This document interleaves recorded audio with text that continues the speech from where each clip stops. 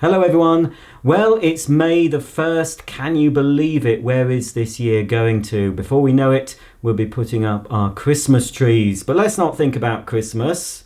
We haven't even had summer yet. Let's hope we get some summer.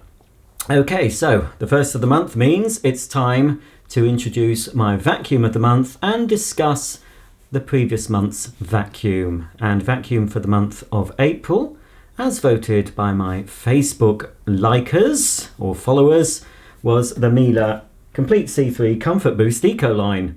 Now I'm a little bit red in the face because I've just vacuumed as much as I can of my whole house using this cleaner. One last go before we see how heavy the dust bag is. And by heck, it's been hard work. Now, one thing I'll say to you, and I knew this at the time, if you've got mainly wall-to-wall carpets in your home, do not buy a cylinder or canister vacuum with a straight suction nozzle. And especially if you've got pets. And also especially, ooh, ow, my foot. Sorry, my foot's gone to sleep. Especially if you buy one of the eco-friendly versions. Now this has got the Ecotech head on. It's not as hard to push as some, but it's still on full power. It's a lot of work. Now, what do I like about this cleaner? I like the versatility of a cylinder vacuum, and I like the convenience. Now, it's nowhere near as convenient as grabbing a cordless vacuum and whizzing around your house, but I couldn't do that this month. I was absolutely, well, I won't say I was lumbered. I mean, it's still a nice vacuum. And I've managed to clean a lot of my nooks and crannies with it because of the tools built in, of course. It has the comfort grip handle with the remote control, so it's convenient to use to adjust the suction and, of course, to turn it on and off. So, yes, the convenience is pretty convenient and it's relatively quiet. But for cleaning carpets, as I said, it's hard work, especially pet hair.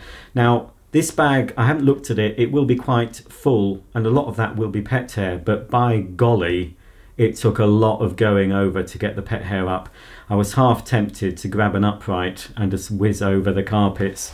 Now, it eventually did get the pet hair up, but it was back and forth, and what it tends to do is roll up the pet hair into sort of little cigar shapes. So you can see them and you're having to go like this, scrubbing at the carpet until it eventually picks it up. But as I've said before, if you've got lots of carpet and if you've got pets, you really need an upright vacuum or a cylinder vacuum with a motorized power head, or at the very least a cylinder vacuum that's got an air-powered turbo head. But my personal recommendation is, if you've got more carpet than hard floors, go for an upright, and if you've got more hard floors than carpet, go for a cylinder. So this machine would be ideal if you've got mainly floorboards or laminate. So say you've got 90% of hard floors in your home and no pets, this machine will be ideal. But I've got 90% of carpets and pets, so for me it was no, well, it worked, my carpets look clean, but it was a bit inconvenient. But all in all, you know, Miele are vacuums that I recommend. They're well made. It's a joy to use, apart from, well, it is a joy to use. It would have been even easier to use if I had a turbo head with it. If you want these models, the C3 range, I do recommend them. But if you've got pets and if you've got lots of carpet and you definitely want a cylinder bagged cleaner, go for the cat and dog version, or they do, I think, a version called the Solution that also comes with a full-size turbo brush, and then you'll find it much easier to push on your carpets, and it should pick up those pet hairs a lot easier than the effort I had. Don't know if there's still any on here, look.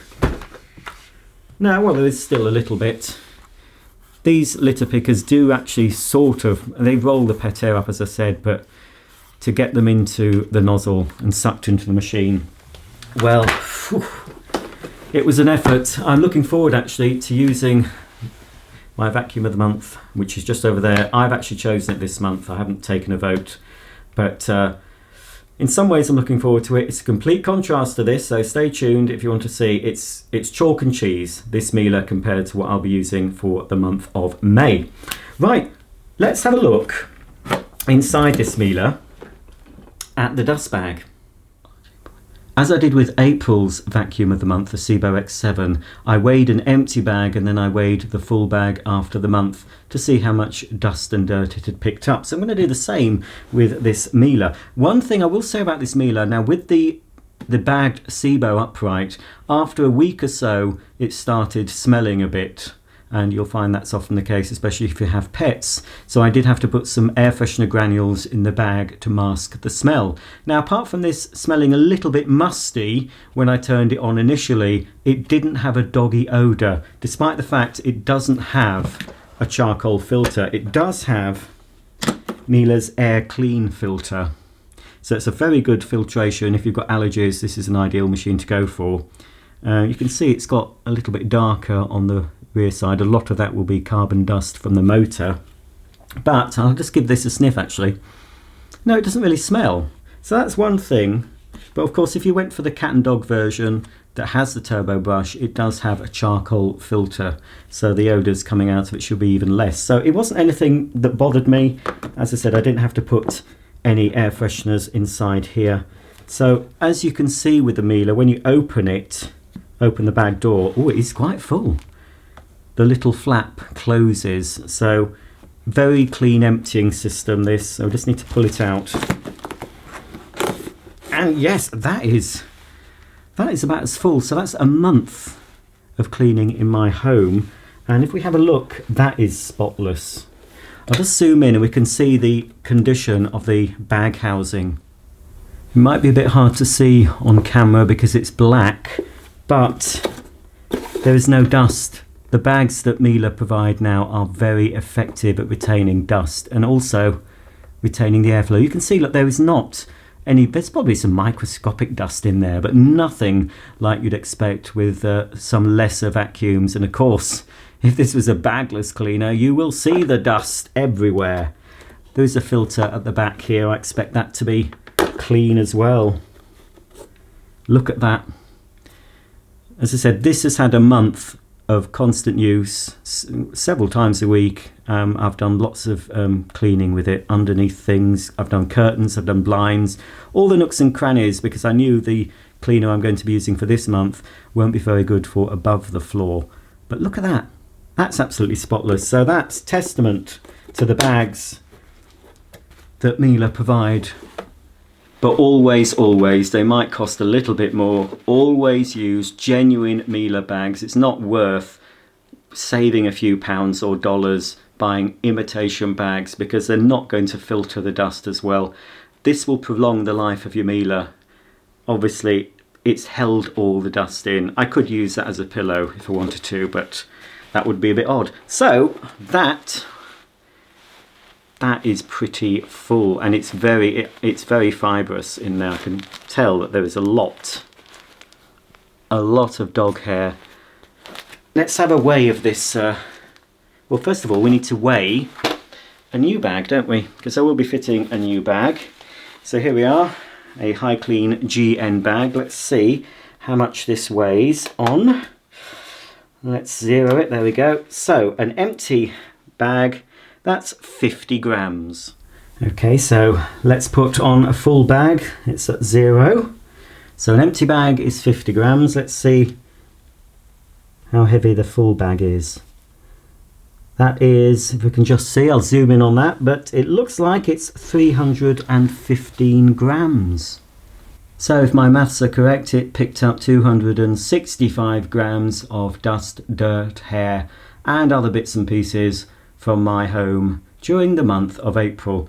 So not bad at all. I can't remember what the Sebo, I'll have to check back to see how much the Sebo, I expect the Sebo probably picked up a bit more, and the Sebo was certainly better at picking up pet hair, but it wasn't as good for above the floor. It wasn't as easy to use on stairs, and it wasn't very good on hard floors either compared to the Miele.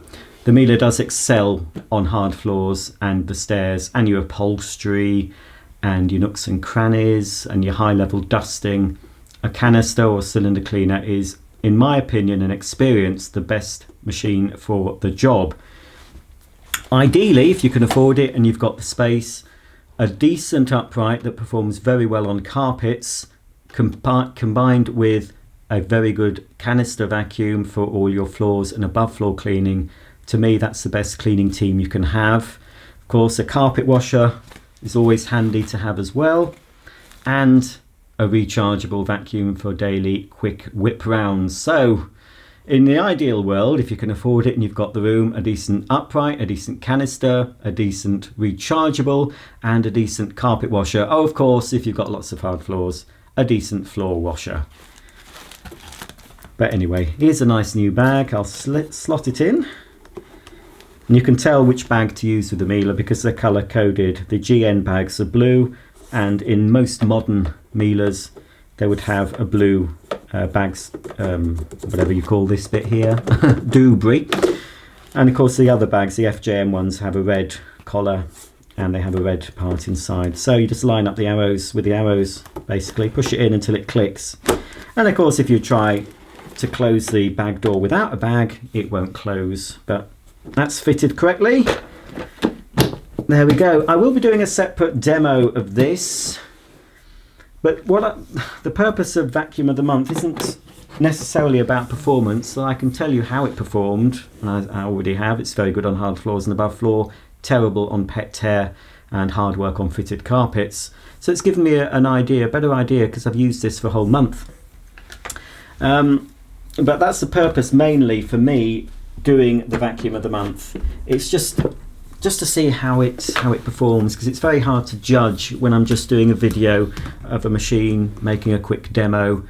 I can't really discover all its quirks, any problems, so that's why I do Vacuum of the Month. Right, speaking of Vacuum of the Month, I'm going to get it and reveal it to you. Let's see what my Vacuum of the Month for May 2018 will be. Well, as you can see, judging by the height of this bag, underneath is an upright vacuum cleaner, which will be a lot easier to use in my mainly carpeted home. And it couldn't be more different to the Miele.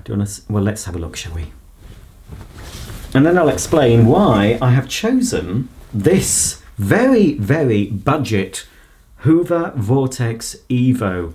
Now, expect to pay around £70 to £80 for this in the UK. If you're in the USA or other countries, you won't be able to get this, but I know you have a lot of cheap Plastivacs, I think they're called, or big box store vacs you can buy in Walmart and Target. They're all much of a muchness. Anyway, this I picked up for only $49.99 from the TV home shopping channel Ideal World. And I just thought, I just want to try it. You know, I want to use a very, very budget vacuum cleaner. So I'm going from a premium Miele to a Chinese-made Hoover. Hoover, very famous brand, especially in the UK and USA. Synonymous with vacuum cleaners. But, you know, as we all know, they're not the company they used to be. But let's see if I can use this vacuum for a whole month. We'll see how it stands up. And it'll be interesting to see how much dirt it picks up during the course of the month of May. What I will say about this, it's one of the latest versions. It's a very low wattage. It's only 350 watts. Can you believe it? We're going way back to the times when we had Hoover Juniors and Seniors with low wattages. So this consumes only 350 watts. It's 80 decibels, so it's quite quiet. I've had a quick push around of it. So yeah, it's supposed to have HEPA filtration, but you know, it is a budget cleaner. So we've got this set up having the filter, the HEPA filter with a mesh screen inside the dirt bin. That's what you tend to get with very cheap uprights and canister vacuum cleaners. It's not multi-cyclonic. It's got a little bit of dirt around. That's from the unboxing video, which you will see tomorrow. So I'll unbox this, assemble it, and give you a guided tour of this in tomorrow's video. And next month, this time next month, I'll be giving you my verdict, and we'll be seeing what June's vacuum cleaner will be. I might let you vote on that. So follow me on Facebook if you want a chance to vote. I'm also on Twitter and Instagram. I post quite a lot on there, not just vacuum related. It is mainly vacuum related on Instagram. There are other few bits and pieces. I have little competitions. There's no prizes, but from time to time I might put a close-up picture of a vacuum cleaner and ask you to guess what the machine is. Most of you get it, but you've all been flummoxed by my latest close-up pic. So you can follow me on Instagram. I'm under Ibiziak, or however you want to pronounce it. And you'll find me on Facebook under that name as well, and also on Twitter. So thanks for watching. I'm quite looking forward to using this as my vacuum of the month. It's got a pet turbo brush. It's got a hose, but it doesn't quite reach up the top of the stairs. It's pretty quiet as well, surprisingly quiet. Anyway, it'll be a lot easier on my back than the Miele. If you have any comments or questions, please ask them below. And don't forget to tune in tomorrow if you want to see this unboxed. And hopefully there'll be a new demonstration video of another vacuum cleaner coming up on Friday. So until then, I'll see you all very soon. Bye for now.